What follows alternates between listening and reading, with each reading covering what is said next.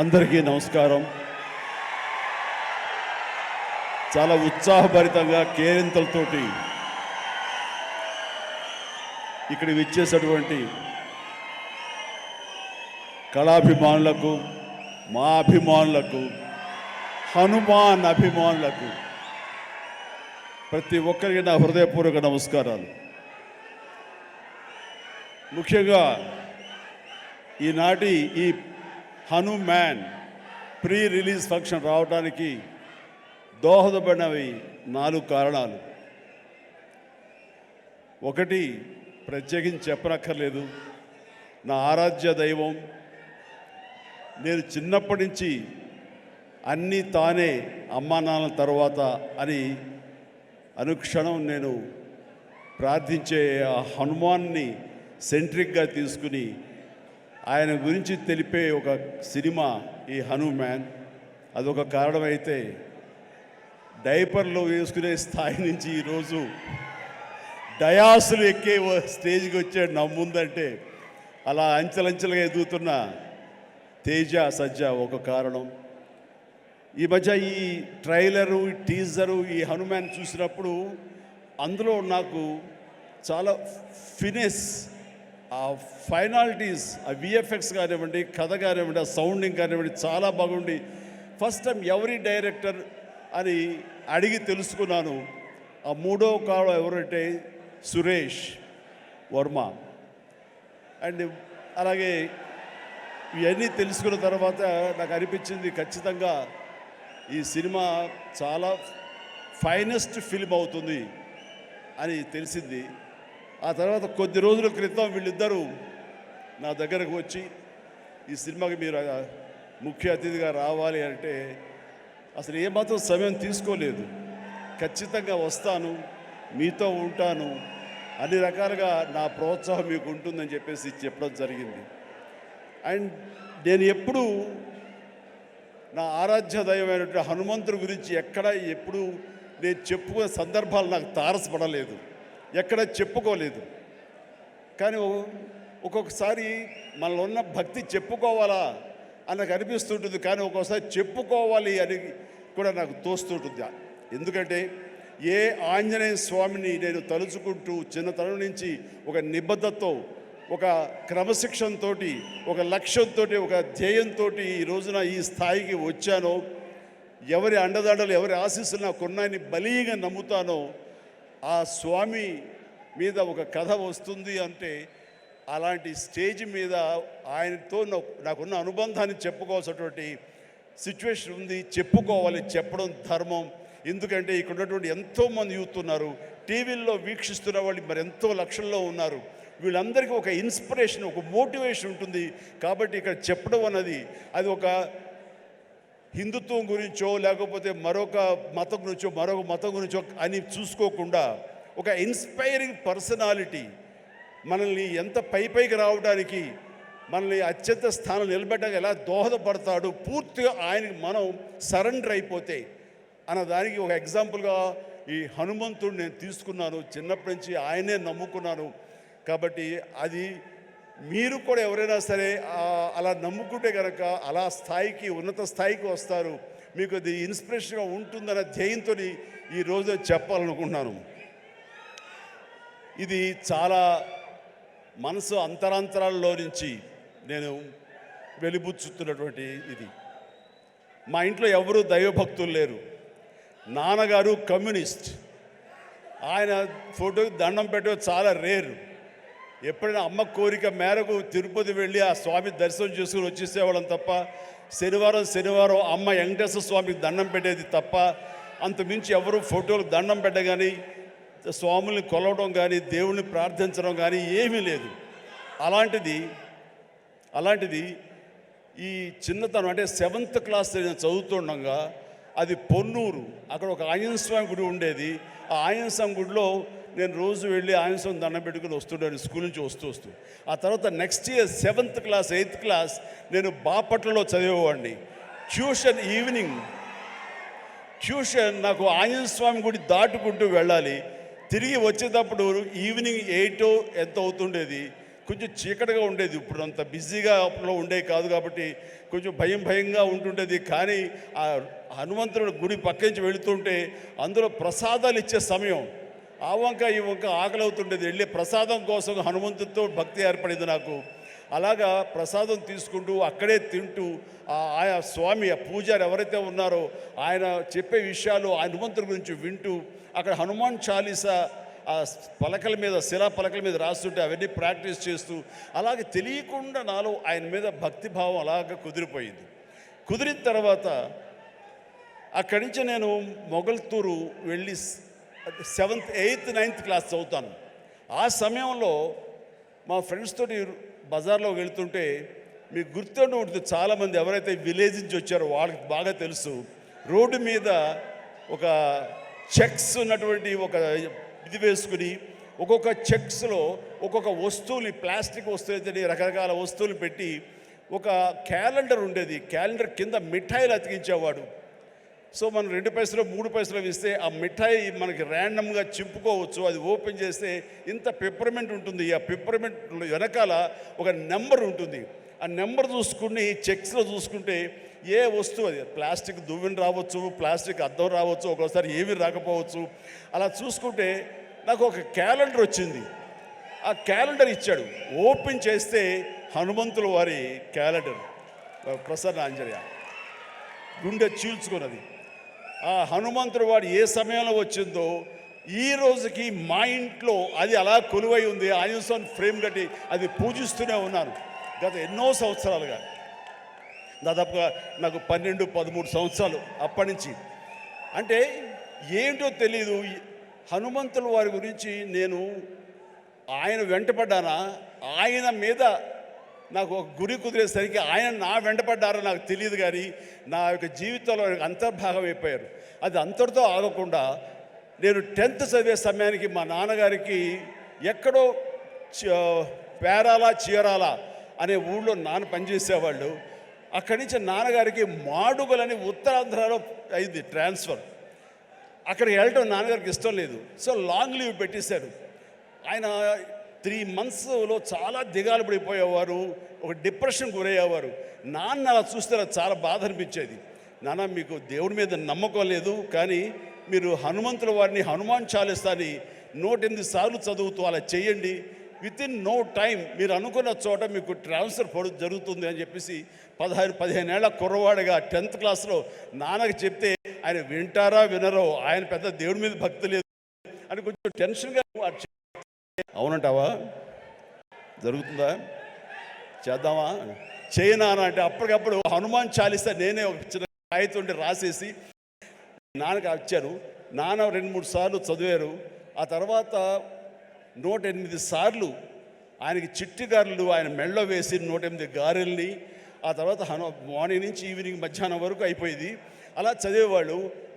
నమ్మండి నమ్మపోండి, 1 నెల రోజుల లోపల ఆయనకి మళ్ళీ ఏ ఊరైతే కోరుతారో ఆ ఊరికి ట్రాన్స్ఫర్ అయిపోయేసరికి నాన్నకి విపరీతమైన నమ్మకం ఏర్పడిపోయింది. చెప్తుంటారు, నాకు గురువు ఎవరో కాదు, హనుమంతుడి పరిచయం చేసిన గురువు మా పెద్ద అబ్బాయి, మా శంకర్ బాబు అని. నాకు చాలా ఆనందం వేసింది. నాన్న లాంటి ఒక కమ్యూనిస్టు భావాలు ఉన్నటువంటి ఒక నాస్తికుడిని నేను ఈ రకంగా దైవభక్తుడిగా మార్చానని చెప్పేసి అక్కడి నుంచి మా ఇంట్లో మా యొక్క కులదైవం ఆంజనేయ స్వామి అయిపోయారు. ఇది ఇలా ఉండంగా పేరాల అనే ఊరప్పుడు నేను డిగ్రీ అయిపోయింది. నెక్స్ట్ ఏం చేయాలి అనే ప్రయత్నంలో చెన్నై వెళ్ళి ఫిల్మ్ ఇన్స్టిట్యూట్లో జాయిన్ అవుదాం అనుకుంటుండగా మా పెరట్లో తిరుగుతుండగా నాకు ఎర్లీ మార్నింగ్ ఏదో కాయిన్ ఒకటి కింద పడి ఉంది. ఏంటనే కాయిన్ అని చెప్పేసి కాలుతోటి ఇలాగ అన్నాను. అది సేవండి హనుమాన్ ఇది ఉండేది బిళ్ళ. వెంటనే కళ్ళకు అద్దుకుని పొరపాడైపోయింది చెప్పి చూస్తే హనుమంతుడి బొమ్మ ఉంది. అది తీసుకెళ్ళి నాన్నగారికి ఇచ్చాను. నాన్న ఇట్లాగని, అంటే నువ్వు ఏది చెయ్యాలని అనుకున్నావు కదరా, కాబట్టి అది నీకు ఒక దారి చూపించేలాగా హనుమంతుడు ఈ రకంగా కనిపించాడేమో అని పూజలో పెట్టారు. అక్కడి నుంచి నా ప్రయత్నాలు నేను చేయటం, అలాగే మెడ్రాస్ ఫిల్మ్ ఇన్స్టిట్యూట్లో నా ప్రయత్నాలు చేయటం, అక్కడికి వెళ్తే నాకు అవకాశం రావటం. నేను వెళ్లే ముందు నాన్నగారు దీన్ని ఒక దండగా, ఒక లాకెట్, ఆర్టిన్ షేప్లో ఒక లాకెట్లో పెట్టి నా మెడలో వేశారు. అది నేను చాలా ఒక ఆశిస్తులాగా ఒక మనోధైర్యం, అంటే జేబులో బొమ్మ ఉంటే ఎంత ధైర్యంగా ఉంటుంది ఆ రకంగా ఫీల్ అయ్యి వెళ్ళేవాడిని. అప్పటి నుంచి అవకాశాల మీద అవకాశం ఎలా వచ్చినాయో 1977 నుంచి 78 అండ్ 79 ఆ ప్రాంతంలో, సారీ 80 కదా, సారీ 78, 79 అక్కడి నుంచి అవకాశాలు ఎక్కడ కూడా ఆగకుండా రావడం జరిగింది. అంత ఆ స్వామి మహిమ అనుకునేవాడిని, ఆయన నిరంతరం పూజించుకునేవాడిని. ఆయన్ని పూజించుకునే ప్రతిసారి నన్ను ఉన్నతమైన స్థితికి తీసుకెళ్ళి స్వామి నేను కూడా అంత క్రమశిక్షణతో ఉంటాను, ఎక్కడ వక్రదారులు కానీ వంకరదారులు కానీ నేను వెళ్ళను, అంత ఒక స్థితభేదంతో ఉంటాను, ఖచ్చితంగా డిసిప్లిన్గా ఉంటాను, క్రమశిక్షణతో ఉంటాను, ఎప్పుడు ఆయనతో ఇంటరాక్ట్ అవుతూనే ఉంటాను, ఆయనతో సంభాషిస్తూనే ఉంటాను. అలాంటి నేను అది పెట్టుకున్నప్పుడు చాలా సినిమాలు చేశాను. నాకు తెలిసి 1980లో ఒక సినిమా తాతయ్య ప్రేమలేలు, దానికి డబ్బింగ్ చెప్తుండగా ఒక ఏవిఎం జీలో కూర్చున్నాను. ఆ తర్వాత డబ్బింగ్ చెప్పారు. ఇంటికి వెళ్ళేసరికి లోపల బిళ్ళ కనపడలేదు, ఆ పై చుట్టూ ఫ్రేమ్ మాత్రమే ఉంది. ఎంత డిప్రెస్ అయిపోయానంటే, ఏంటి నేను ఏం తప్పు చేశాను, ఎందుకు స్వామి నా నుంచి దూరం అయిపోయాడు, ఇది నాకు ఏమైనా మంచిది కాదా, అపశకునం అంటూ అసలు భోంచేయలేదు, ఏమీ చేయలేదు, తల్లడిల్లిపోయా. ఆ తర్వాత 2 days తర్వాత మళ్ళీ అదే థియేటర్కి డబ్బింగ్ చెప్పడానికి వెళ్ళినప్పుడు ఎక్కడితే కూర్చొని అక్కడే కూర్చున్నాను. అలాగే కూర్చుంటూ స్వామి దొరికితే బాగున్నట్టే కరెక్ట్గా రండి, ఆ తివాచి ఉంది కింద, అక్కడ ఇరుక్కుపోయి మళ్ళీ స్వామి కనిపించేసరికి ఎంత ఎనలేని ఆనందం, ఎంత ఇదంటే నాకు ఇండస్ట్రీలో తిరుగులేదు, స్వామి నన్ను పరీక్ష పెడుతున్నాడు, అంతేగాని ఇంకోటి కాదు అంటూ స్వామి నేను ఎప్పుడు వదలను అంటూ ఆయన్ని పెట్టాను. మా నాన్నగారికి చెబితే ఆయన అరే చుట్టూ కొంచెం క్లాంప్స్ లాంటివి పెడదాము, సోదరు అసలు కదలదు, ఆ స్వామిని కాంక్రీట్ చేసుకుని నీలో ఉంచేసుకుంటూ అవుతుందని చెప్పేసి నాన్న దాన్ని మళ్ళీ రీడిజైన్ చేసి వేశారు. మీరు అప్పటి నుంచి సినిమాలు చూస్తే, నా ఓల్డ్ సినిమాలు, ఆ లాకెట్ ఎప్పుడు నా మెడలో ఉంటుంది. నేను ఒక భేద క్యారెక్టర్ వేసినా సరే అది మెడలో ఉండకూడదంటే తీసి నడుము దగ్గర ఎక్కడో పెట్టినవాడు తప్ప ఆయన నాకు దూరం అయిపోకూడదు, బిగించి హోల్డ్ చేసి ఆ హనుమాన్ నేను ఇక్కడ పెట్టినవాడిని. ఆ తర్వాత 2000 ఇయర్లో నేను అన్నయ్య సినిమా చేస్తుండగా, అన్నయ్య సినిమాలో 2 క్యారెక్టర్లు, ఆట కావాలా పాట కావాలా, అది సిమ్రంతో చేసే ముందు ఒక చెట్టు మీద పట్టుకుని వేలాడుతుంటాను. నా ఆత్మారాముడు నన్ను లాగి నెట్టి ఆ అమ్మాయి వైపు నెడతాడు. నెట్టేప్పుడు ఇది హ్యాంగ్ అవుతుంది సార్, అడ్డుగా ఉందని కెమెరామెన్, బహుశా ఎవరు మన కెమెరామెన్ చోటకే నాయుడు ఆ మాట అనకపోయి ఉంటే ఇప్పుడే నా దగ్గర ఉండేది అనేసరి అలాగా అని చెప్పి తీసేశారు. ఇలాంటి ఎవరో పక్కన ఉంటే పక్క వాళ్ళకి ఇచ్చేస్తాను. ఆ తర్వాత మర్చిపోయాను, కనపడలేదు. అయితే ఏదంటే లేదు ఎవరి దగ్గర లేదు, సరిగ్గా ఎత్తకంటున్నాను, ఎవరి దగ్గర లేదు. పోలే స్మాల్ ఒక 2 సవర్ల బంగారం అనిపించింది. ఏంటి తేడా, 80లోనేమో తల్లడిల్లిపోయాను, స్వామి నుంచి దూరం అయిపోయారని. అదే 2000 వచ్చేసరికి ఇట్స్ ఓకే, 2 సవర్ల బంగారం అనుకున్నాను. ఏమిటి అంటే నాకు ఈలోగా వచ్చిన పరిణితి కానీ, మనలో మెచ్యూరిటీ కానీ, భగవంతుడు అనేవాడు బాహ్యంగా ఉండడు, భగవంతుడు అనేవాడు మనలో అంతర్లీనం అయిపోతాడు, మనలో మమేకం అయిపోతాడు, మన అంతర్భాగం అవుతుంది. అది హనుమంతుడు అనేది మన యొక్క అంతరాత్మ తప్ప మరొకటి కాదు అని తెలుసుకోవడం నాకు నేడు పట్టింది. అందుకని ఆ చిన్నతనంలో కౌలించుకోవడానికి ఫిజికల్గా ఉండాలి, పెద్ద అయిన తర్వాత మన మనసులో కళ్ళు మూసుకుంటూ ఆయన మనతో సంభాషించే లెవెల్కి మనం ఉండాలి. హనుమాన్ ఒక్కసారి కనుక మనల్ని ఆశీస్సులు అందించాడంటే జీవితాంతం వదలడు, మనలోనే నిబిడీకృతం ఉంటాడు, మనలోనే అంతర్లీనంగా ఉంటాడు. ప్రతి క్షణం మన అంతరాత్మ ఆయన మనం కాపాడుతుంటాడు, మనల్ని నిర్దేశిస్తుంటాడు, మన మార్గ నిర్దేశకం తెలియచెప్తుంటాడు అని నాకు అనిపించిన తర్వాత ఈ రోజు వరకు నాకు హనుమంతుడు అంటే పూజలు పునస్కారాలు ఏమి చేయను, ఏ గుళ్ళు గోపురాలు తిరగను. కానీ ఏదైనా సమస్య వచ్చినప్పుడు పడుకునే ముందు ఇలా ఉంది అని నా అంతరాత్మతో నేనే మాట్లాడుకుంటాను, నా అంతరాత్మనే హనుమాన్తో నేనే మాట్లాడుకుంటాను. తెల్లవారు లేచేసరికి నాకు దానికి సమస్యకి పరిష్కారం లభిస్తుంటుంది. అట్లా నా జీవితం ఇంతవరకు సక్సెస్ఫుల్గా వెళ్ళటానికి బహుశా ఆ హనుమాన్, ఆ తెలియని అద్వితీయమైన అతీంద్ర శక్తి నన్ను కాపాడుతుంది, నడిపిస్తుంది నాకు అనిపిస్తుంటుంది. అట్లాగా ఈ రోజున ప్రతిదీ ఆ హనుమాన్ అనేది నాలో అంతర్లీనంగా ఉంది, కానీ ఎక్కడ ఎప్పుడు చెప్పుకునే అవకాశం కలగలేదు. ఈ రోజు నాకు చెప్పుకునే అవకాశం నాకు ఈ హనుమాన్ సినిమా ఈ స్టేజ్ మీద కలిగింది. మీతో ఈ రోజున పంచుకుంటున్నాను. చాలా చాలా ఆనందంగా ఉన్నాను. అండ్ ఈ మధ్య వీళ్ళు చెప్పారు, తర్వాత బయట కూడా చెప్పారు ఎవరో, ఈ హనుమాన్ అనే టైటిల్ మీ నుంచి వచ్చింది, మీ నోటంటే వచ్చిందని చెప్పేసి ఇంతక్కడ క్లిప్పింగ్ వేసారు. అది సమంత, అది ఆహాలో ఒక చిన్న ఇంటర్వ్యూ జరుగుతుంటే అక్కడ మీకు నచ్చినటువంటి సూపర్ హీరోస్, మార్వల్ హీరోస్ ఎవరు అని చెప్పి అడిగితే సూపర్ మ్యానా, బ్యాట్మ్యానా, లేకపోతే ఐరన్ మ్యానా ఎవరంటే నాకు వాళ్ళ పేర్లు చెప్పేంటి, మన హనుమాన్ ఉన్నాడు కదా, ఆయన మించిన వాడా అంటూ నేను వెంటనే ఒక క్షణం పాటు ఆలోచించి హనుమాన్ అన్నాను. అంది హనుమాన్, మా హనుమానే నాకు హనుమాన్ అని అనేసరికి చాలా చాలా మంచి అప్రిసియేషన్ వచ్చింది. చాలా బాగుంది అనిపించింది. నా మనసులో మాట అది, ఆ మనసులో నుంచి వచ్చేటువంటి ఆ మాటకి అంత వెయిటేజ్ ఉంది కాబట్టి ఇలాంటి ప్రశాంత్ వర్మ లాంటి వాళ్ళు యంగ్స్టర్స్ని అది ఆకట్టుకుంది. ఇదే మన సినిమా టైటిల్ ఎందుకు అవ్వకూడదని వాళ్ళు నిర్ణయించుకోవటం ఇది నాకు మరింత ఆనందంగా ఉంది. ఆ రకంగా స్వామి మీతో ఉన్నాడు, ఆయన ఈ టైటిల్ పెట్టాడు, ఆయనే మనకు అందరికీ స్ఫురించేలా చేశాడు. కాబట్టి ఖచ్చితంగా ఈ సినిమా ప్రేక్షకుల ఆదరణ పొందుతుంది అంటంలో ఎలాంటి సందేహం అక్కర్లేదు. ఇది ఎంత కష్టపడ్డారంటానికి దీనికి ద బెస్ట్ ఫిల్మ్గా రాబట్టడం కోసంగా ఫస్ట్ గ్లిమ్స్ నుంచి కూడాను వావ్ ఏంటి సినిమాని, దాని సినిమా వైపు అందరూ ఆకర్షితులు అయ్యేలాగా చేయగలిగాడంటే కనుక ఆ పరిధానంలో ఆ అత్యంతం ప్రశాంత్ వర్మ తీసుకున్న శ్రద్ధాశక్తులే. కాబట్టి ప్రశాంత్ వర్మ మీ యొక్క కష్టం, మీ యొక్క ఇది ఆలోచనలు, అలాగే మన హీరో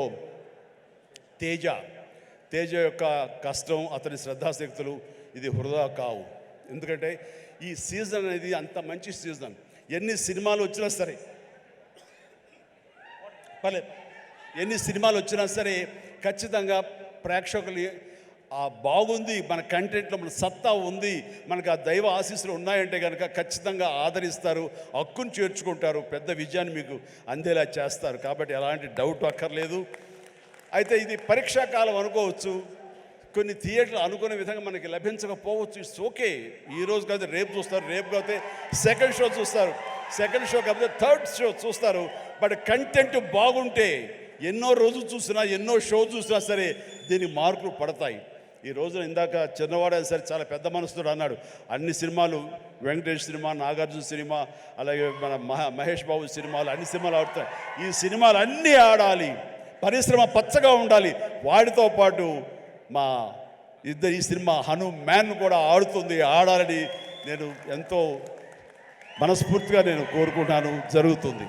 అండ్ ఇదే ఒకసారి నేను దిల్ రాజుతో అన్నాను, దిల్ రాజు ఏంటి మన 2016-17లో మా 150 సినిమాను బాలకృష్ణ గారి సినిమా ఇంకోటి రిలీజ్ అయినప్పుడు ఏంటి మళ్ళీ ఈ సినిమా రిలీజ్ చేస్తాం, కొంచెం డిలే చేయొచ్చు కదా అని అంటే, సార్ అలా కాదు సార్, మా కంటెంట్ బాగుంటుంది, శతమానం భవతి అని, మీ పెద్ద సినిమాలు మధ్యలో ఈ సినిమా ఆడకుండా పోదు సార్, ఏం పర్వాలేదు అన్నాడు. ఓకే, అంత ధైర్యంగా ఉంటే వెల్ అండ్ గుడ్ అన్నాను. ఆ సినిమా కూడా బాగా ఆడింది. కాబట్టి అదే దిల్ రాజు గారు అందరికీ మనకు చెప్పినట్టుగానే ఈ రోజున ఈ సినిమా కూడా బాగా ఆడుతుంది. సో ఎందుకంటే దిల్ రాజు గారు లాంటి ఎంతో సీనియరు, ఆయన ఎంతో ఎక్స్పీరియన్స్ ఉన్న మనిషి, ఏ సినిమా ఏ సీజన్లో ఎలాగ ఆడుతుంది, ఒక్కో సినిమాకి ఎంత పటిష్టత ఉంటుంది, ఏ సినిమాకి ఎంత లాంజివిటీ ఉంటుంది, ఏ సినిమా ఎలాగ ఆదరిస్తారు, ఏ సీజన్ అనేది బాగా తెలుసు. కాబట్టి ఈ సినిమా వస్తే కూడా ఈ సినిమాకు కూడా అంతటికి అంత ఆదరణ ఉంటుంది, అంత విజయం చవి చూస్తాడు మనస్ఫూర్తిగా కోరుకుంటూ, ఈ రోజున ఇతర క్యాస్ట్లకు చెప్పాలంటే అమృత అమ్మాయి హీరోయిన్గా ఉందన్నారు. గాడ్ బ్లెస్ యూ అమ్మా, ప్లీజ్ మీరందరూ రావాలి, యంగ్స్టర్స్ రావాలి. అలాగే నా స్నేహితుడు శరత్ కుమార్ కూతురు వరలక్ష్మి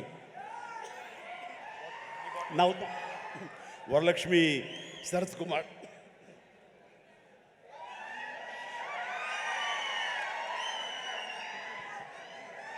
ఈ మధ్య కాలంలో అమ్మాయి సినిమాలు చూస్తూ వస్తాను, ఒక్కొక్క క్యారెక్టర్ ఒకలా చేస్తుంది. ఒక్కోసారి నాకే భయం వేస్తుంది, ఏంట్రా బాబు అని చెప్పేసి, అంత పవర్ఫుల్గా చేస్తుంది. ఈ కేటగిరీలో మనకి ఇంత యంగ్ అమ్మాయిలు అలాంటి పవర్ఫుల్ క్యారెక్టర్ చేసేవాళ్ళు ఎవరు లేరు. ఒక కొత్త జోనర్లో కొత్తది ఉంటుంది. అండ్ ఇలాంటి వరలక్ష్మి లాంటి ఆర్టిస్టులు చూసిన తర్వాత కొన్ని క్యారెక్టర్స్ క్రియేట్ చేయబడతాయి. సో అదే అన్నాను, చెన్నైలో ఉన్నావా, ఇక్కడ ఉన్నావా వరలక్ష్మి అంటే ఇక్కడే ఉన్నాండి, ఇక్కడే ఉన్నామా, నీకు బోర్డులో అవకాశాలు వస్తాయి కాబట్టి తెలుగు ఇండస్ట్రీని హక్కు చేర్చుకుంటుంది, పైగా తెలుగు అమ్మాయి కాబట్టి అని చెప్పాను. So all the very best, all the very best అమ్మ, గాడ్ బ్లెస్. అలాగే విలన్గా చేసినటువంటి వినయ్ చాలా వెరీ పవర్ఫుల్గా చేస్తారు. Vinay please please please please stay stay stay.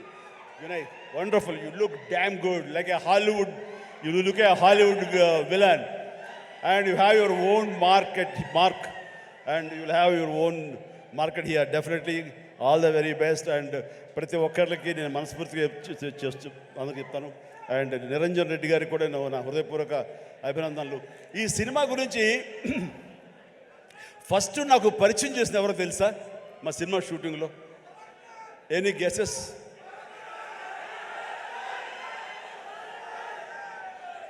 Getup Seenu. దగ్గర రాకు అండ్ గెటప్ సీను. సార్ ఒక సినిమా చేస్తున్నాను సార్ నేను, మీరు హనుమంతుల భక్తులే కాబట్టి మీతో షేర్ చేసుకోవాలని. ఏం సినిమా? ఎవరు? మన తేజ తెలుసు కదండి, తేజ చేస్తున్నాడు, ఇలా ప్రశాంత్ అని డైరెక్టర్, ఏమంటే భలే ఉంది అని చెప్పి సినిమా గురించి సినిమా గురించి చెప్తాడేమో అనుకుంటే తన గెటప్ తన క్యారెక్టర్ గురించి చెప్తూ వచ్చాడండి. మొదటి వరకు బాగుంది, తర్వాత నిన్ను ప్రమోట్ చేసుకోవడం నాకు కొంచెం ఇంకా బాగుంది. సో అంటే ఒక సినిమాలో బాగుంది అంటే ఏ క్యారెక్టర్ ఇచ్చినా సరే అది అంతగా అలరిస్తుంది అని ఆ సంతోషం నాతో పంచుకోవడం తెలుస్తుంది. అతను చెప్పుకునే విధానం బట్టి ఆ సినిమా ఎంతగా అతనికి ఆకట్టుకుంది అనడానికి ఇది చిన్న మచ్చుతునక. అండ్ ప్రతి ఒక్కరికి, అటు కెమెరామెన్ గారికి, ఇతర కాసర్ల గారికి, కేకే గారికి, లిరిసిస్, ఇలా ప్రతి ఒక్కరి మ్యూజిక్ డైరెక్టర్ గారికి, ఇలా ప్రతి ఒక్కరికి మనస్ఫూర్తిగా నా హృదయపూర్వక అభినందనలు తెలియజేస్తూ నేను చెప్తున్నాను, ఒక్కళ్ళలో కూడా ఏమాత్రం డల్ అనేది పెట్టుకోకండి. Cinema super duper hit. That's it. జై హనుమాన్, జై హింద్.